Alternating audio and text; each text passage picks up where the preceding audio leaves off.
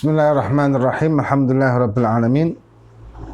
Wa bihi nasta'inu ala umuri dunya waddin, wassalatu wassalamu ala asyrafil anbiya'i wal mursalin sayyidina maulana Muhammad khataman nabiyyin wa ala alihi wa sahbihi ajma'in, amma ba'du. Alhamdulillah, kita melanjutkan kembali kajian-kajian kitab Taqiratus Sadidah yang disusun oleh Said Hasan bin Ahmad Al-Kaf.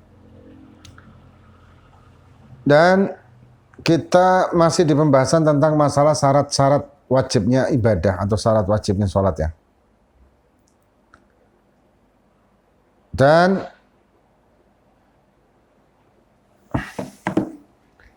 ada beberapa masalah. Ada beberapa masalah. Yang pertama dan yang kedua ini penting sekali, yaitu masalah ketika wanita itu haid atau nifas, haram dia untuk sholat dan juga haram menggodok. Cuman ada beberapa sholat yang wajib dia godoi. Ini yang kemarin waktu di Instagram story itu ada yang banyak yang nanya masalah ini. Dikatakan masalah yang pertama, yajibu alal aba'i wal ummahat amru auladihim al-mumayyizaini bis sholati idza balaghu sab'a sinin wa yajibu darbuhum alaihim alaiha idza balaghu 10 sinin ilal bulugh.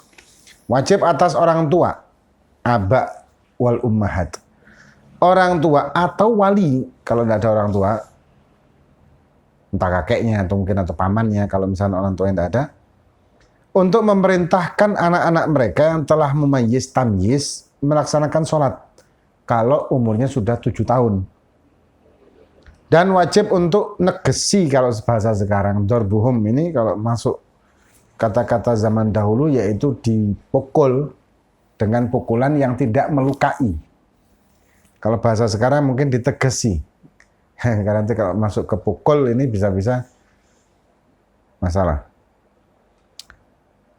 Ketika umurnya asyra sinin 10 tahun ilal bulugh sampai baligh. Nah, kedua masalah yang banyak ditanyakan waktu di Instagram story yaitu masalah zawalul mani'. Zawalul mani'. Zawalul mani' ini intinya ada orang yang dia tidak wajib sholat karena haid, karena nifas, atau karena pingsan, karena koma, karena gila. Mereka tidak wajib sholat. Ya. Tahu-tahu hilang ketidakwajiban sholat ini tadi.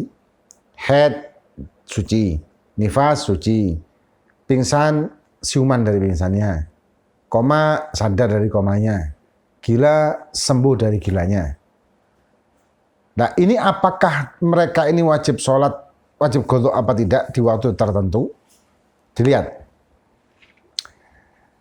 Suratuha contohnya, an yadkhula waktu sholat. Masuk waktu sholat. Ya.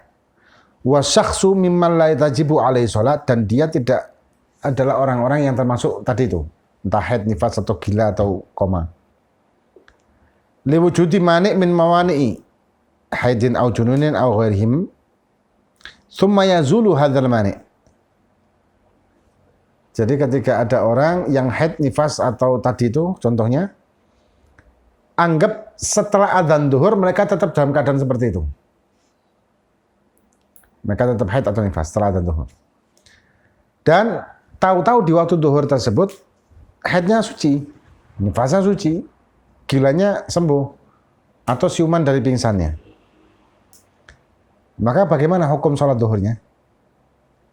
Al-hukmu, hukumnya, idza zalal mani', ketika hilangnya hal yang menjadikan dia itu tidak wajib sholat, menjadi hilang, ya kayak tadi contoh hilangnya tadi ya, waqad bagiya, dan ada sisa, min khurujil waqti, dari keluarnya waktu zuhur tadi itu, qadru takbiratul ihram fa akthar, lebih dari seperti takbiratul ihram, Allahu Akbar, Allahu Akbar, mungkin sekitar 10 detik, atau lebih dari 10 detik, maka wajib qadha tilka shalah, maka wajib menggodok sholat zuhur itu. Contoh, ada orang haid, kemudian dia suci di waktu zuhur jam 3. Sebelum anggap asar jam 3 persis ya. asar jam 3 persis, duhur anggap jam 12 persis, ini buat contoh aja. Kemudian maghrib anggap jam 6, isya anggap jam 7, subuh anggap jam 5. Supaya gampang hitungnya. Gampang nyontohinya maksudnya ya. Ada orang perempuan haid kemudian suci di waktu jam 3 kurang 1 menit. Jam 3 kurang 1 menit. Suci. Kan tidak mungkin dia sholat duhur. Gak sempat kan 1 menit. Mandinya gimana? Maka setelah dia nanti masuk waktu asar, dia mandi wajib, kemudian dia sholat asar, plus sholat duhur. Kenapa? Karena nyempeti waktu duhur 1 menit. Dalam keadaan suci. Dalam artian kewajiban untuk melakukan sholat itu kembali lagi. Yang tadinya tidak ada kewajibannya karena dia dalam keadaan haid atau nifas. Kemudian wa yajibu qadha'u ma qablaha idza kanat tujma' ma'aha.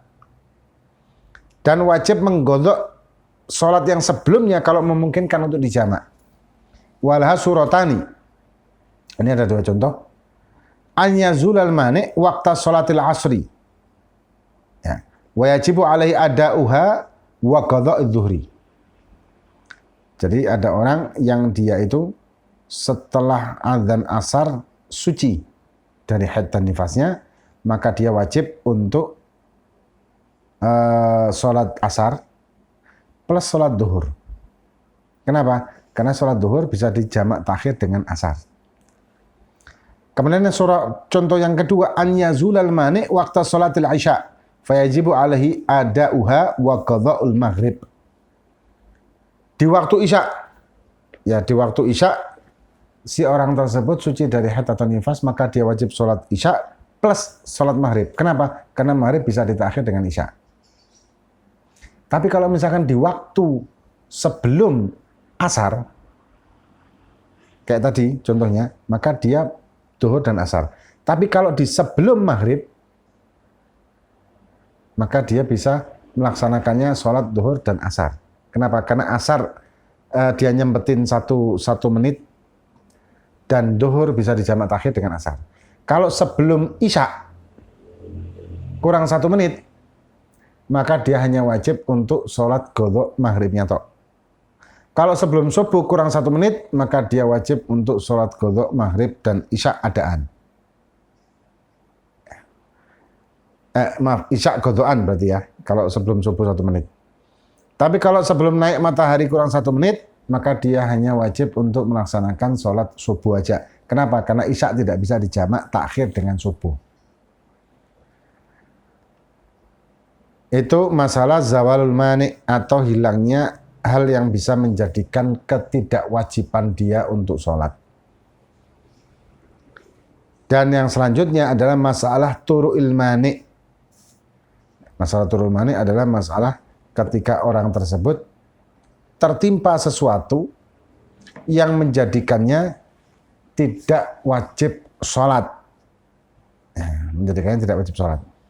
Kalau tadi kan contohnya orang yang dia hilang sesuatu yang menjadikannya dia tidak wajib sholat, menjadi wajib sholat.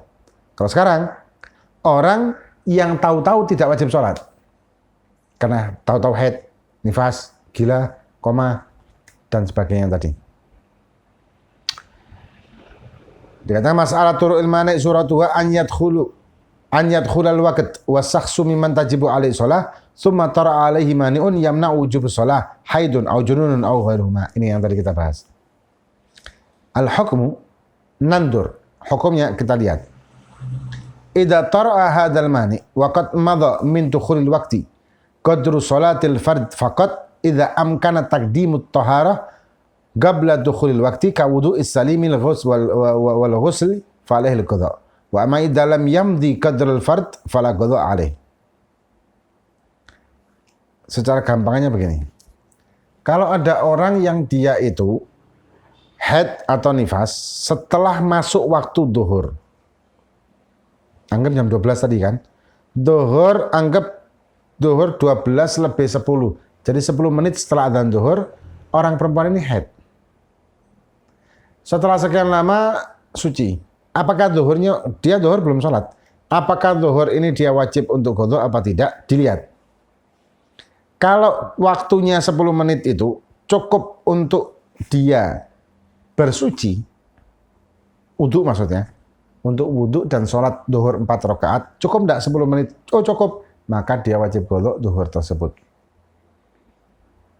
Ya, jadi wajib qadha zuhur tersebut. Kemudian kalau misalkan enggak cukup kalau 10 menit misal, tapi kan 10 menit kan normal ya, wudu paling enggak sampai 5 menit lah. Sholat zuhur 4 rakaat juga enggak sampai lah 5 menit. Anggap setelah azan zuhur 4 menit atau 5 menit, berarti kan enggak cukup kan?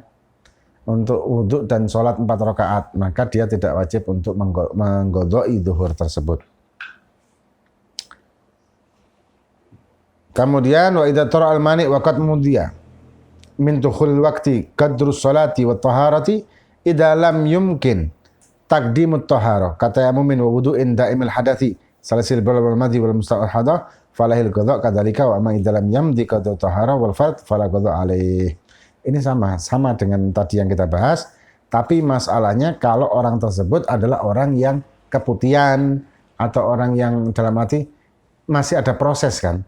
Jadi intinya toharohnya kan melebihi. Kalau orang keputihan atau istihadah atau suka beser, proses wudhunya kan berbeda dengan orang yang wudhunya normal. Karena kalau orang keputihan dan lain sebagainya tadi masih harus ada istinjaknya, kemudian menyumbat, nyumpel, bahasa Indonesianya menyumbat, ya. Menyumbat, kemudian segera wudhu, kemudian segera sholat. Ada proses yang tambahan dari orang normal yang hanya cukup wudhu tok dan sholat 4 rakaat. Gitu. Jadi, tapi intinya sama. Tinggal kita lihat, karena banyak di waktu kita dibikin hal ini di Instagram Story, banyak yang nanya dan banyak yang ternyata tidak paham hal ini. Padahal itu kan penting. Jadi berapa banyak di antara terutama para ibu-ibu ya, yang mereka itu haid dan nifas, tapi ternyata tidak tahu mana yang wajib dia qadha dan mana yang tidak boleh dia qadha. Karena kadang-kadang ada punya anggapan semuanya tidak wajib atau tidak diperbolehkan untuk mengqadha. Padahal tidak. Ada 1 atau 2 malah sholat yang wajib diqadha dengan beberapa hal yang tadi sudah kita bahas.